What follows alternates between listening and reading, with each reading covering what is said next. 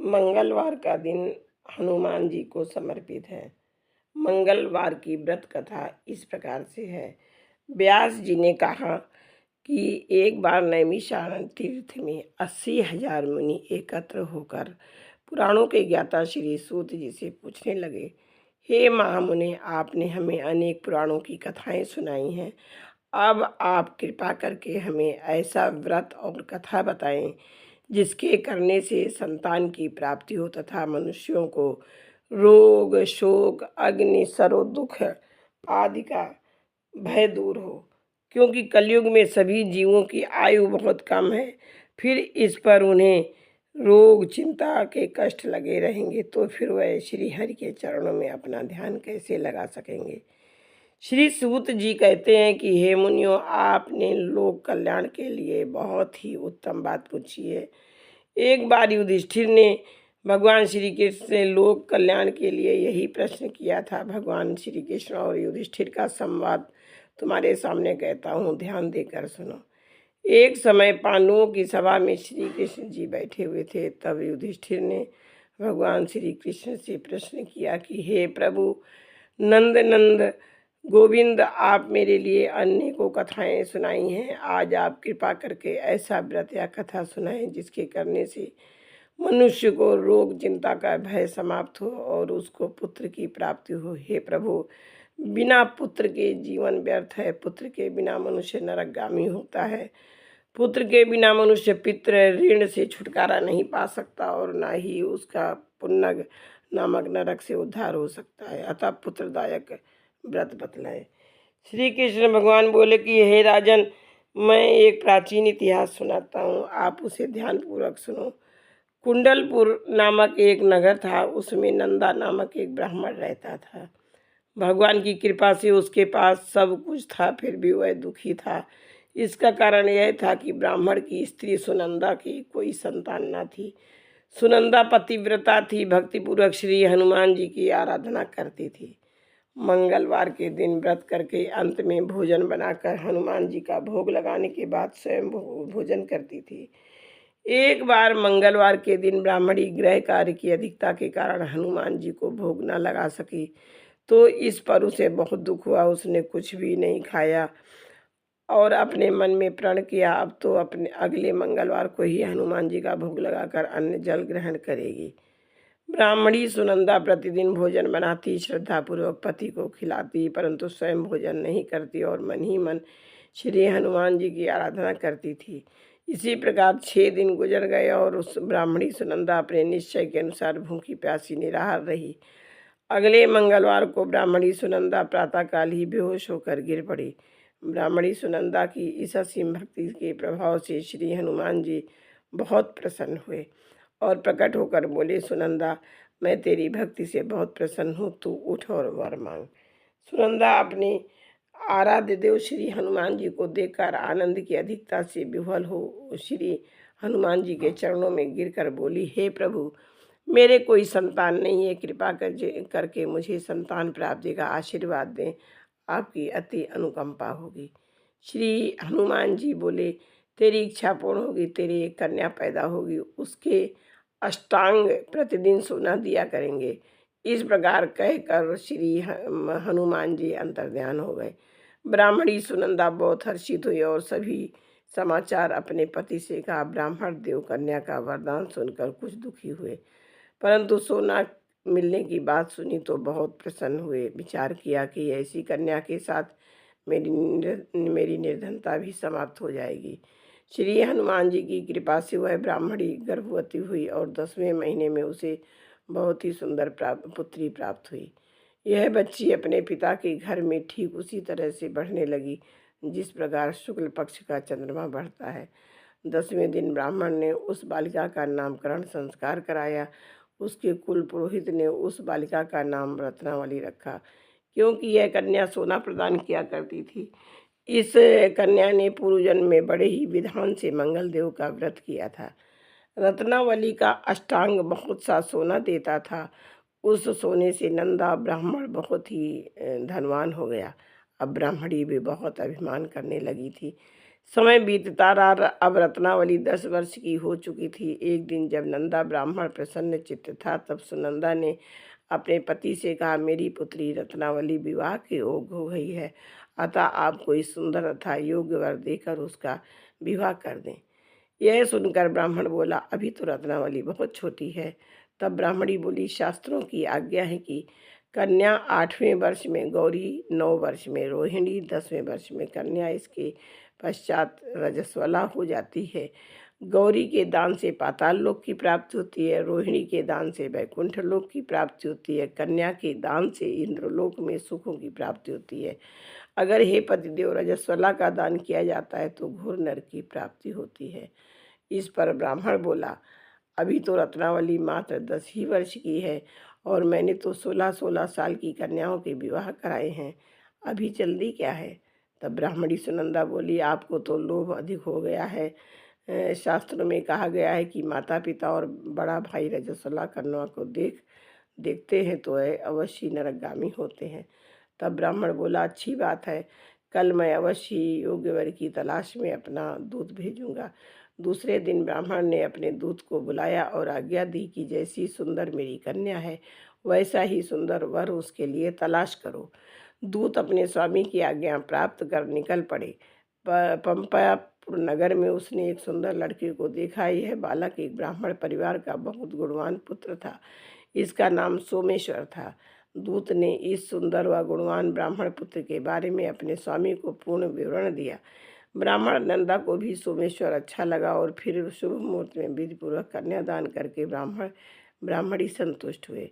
परंतु ब्राह्मण के मन में तो लोभ समाया हुआ था। उसने कन्यादान तो कर दिया, पर वह बहुत खिन्न भी था। उसने विचार किया कि रत्नावली तो अब चली जाएगी और मुझे इससे जो सोना मिलता है वह अब मिलेगा नहीं। मेरे पास जो धन था कुछ तो इसके विवाह में खर्च हो गया और जो शेष बचा है वह भी कुछ दिनों पश्चात समाप्त हो जाएगा। मैंने तो इसका विवाह करके बहुत बड़ी भूल कर दी है। अब कोई ऐसा उपाय हो कि रत्नावली मेरे घर में ही बनी रहे, अपनी ससुराल न जावे। लोभ रूपी राक्षस ब्राह्मण के मस्तिष्क पर छाता जा रहा था। रात भर अपनी शैया पर बेचैनी से करवटें बदलते बदलते उसने एक बहुत ही क्रूर निर्णय लिया। उसने विचार किया कि जब रत्नावली को लेकर उसका पति सोमेश्वर अपने घर के लिए जाएगा तो वह मार्ग में छिपकर सोमेश्वर का वध कर देगा और अपनी पुत्री को अपने घर ले आवेगा, जिससे नियमित रूप से उसे सोना भी मिलता रहेगा और समाज का कोई मनुष्य उसे दोष नहीं दे सकेगा।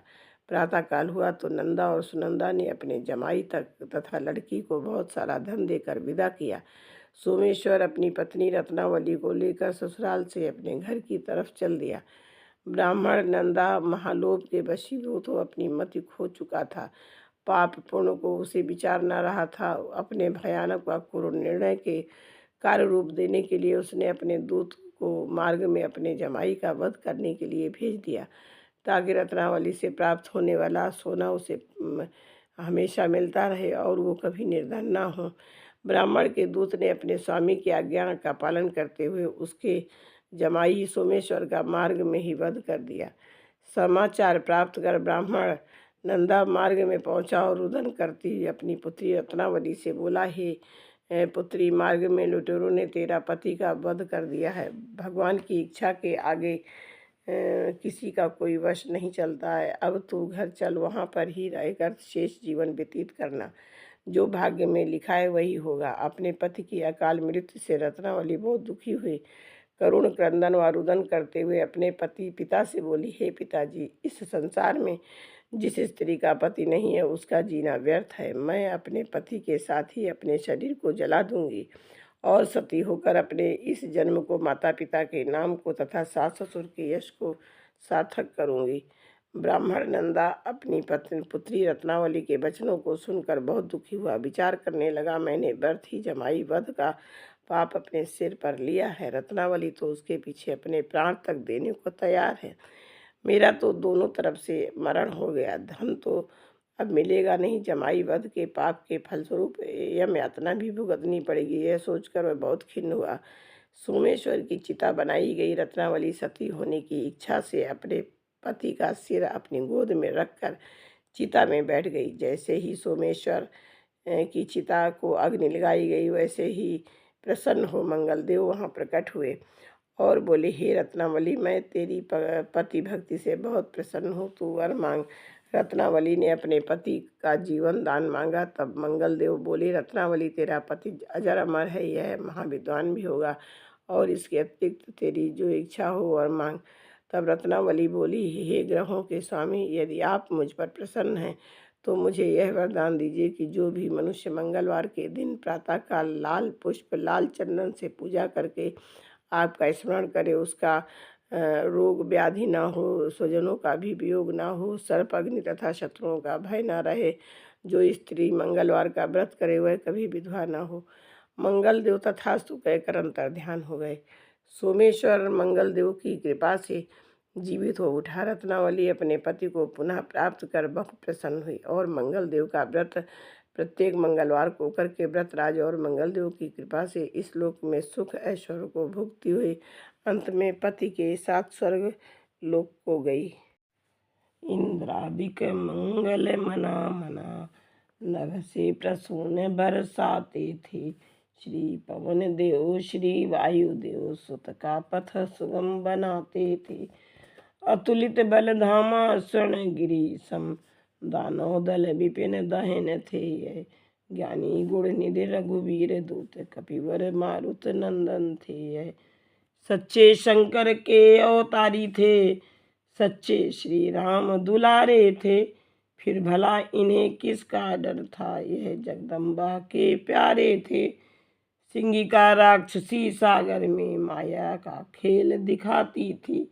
परछाई पानी पर निहार उड़ता पक्षी खा जाती थी। छल यह भी किया पवन सुत से, तो बद को यह लाचार हुए। पग प्रहर से संगार उसी ने द्वंद सिंधु के पार हुए। कंचन का दुर्ग समुद्र पथ मध्य सुंदर चौहट हाट का था।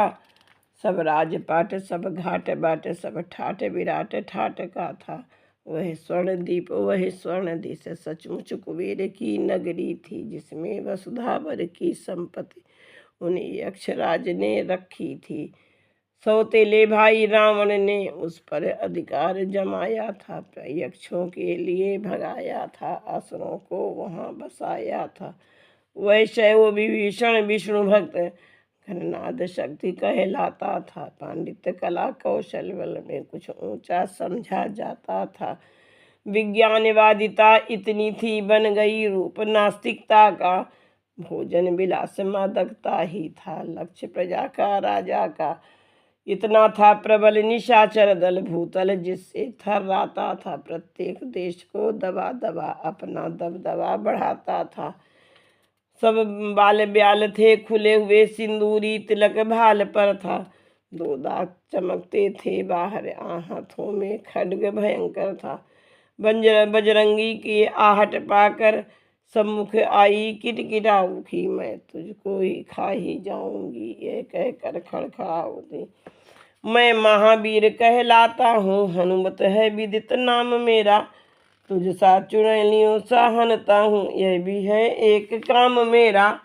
नभ वाली सात्विक सुरसा को आया हूँ जीत बुद्धि बल से।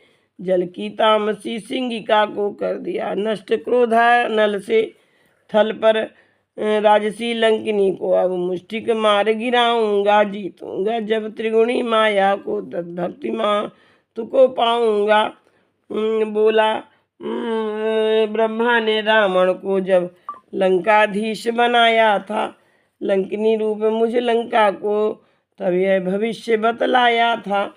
मुष्टिक प्रहार करे महावीर, जिस दिन तुझ पर जय पाएंगे। बस तभी समझ लेना निश्चय निश्चर सब मारे जाएंगे। जो वाणी से सतपग से तम, कर से रज पर जय माता है। ऐसी ही बाल ब्रह्मचारी निर्गुण को निश्चय पाता है। हनुमान तुम्हारे दर्शन कर मैं बड़ भागिनी महान हुई। चरणों की रज से लंका सचमुच कैलाश समान हुई। हे महावीर हे महाधीर, रघुवर का तुझ पर हाथ रहे। जाबे खटके अब लंका में जय और सफलता साथ रहे। चप्पा चप्पा कोना छाना राक्षसी की नगरी का, पर पता न लगा कहीं पर भी रघुकुल महिमा वैदेही का। होकर हताश होकर निराश किस तरह बनेगा काम कहाँ, अंतर आत्मा ने उसी समय श्री राम कहा जय राम कहा। झांका अकस्मात देखा तभी एक मनोहर धाम, द्वारे जिसके लिखा था राम राम श्री राम। झांका तो देखा आंगन में तुलसी बिरवे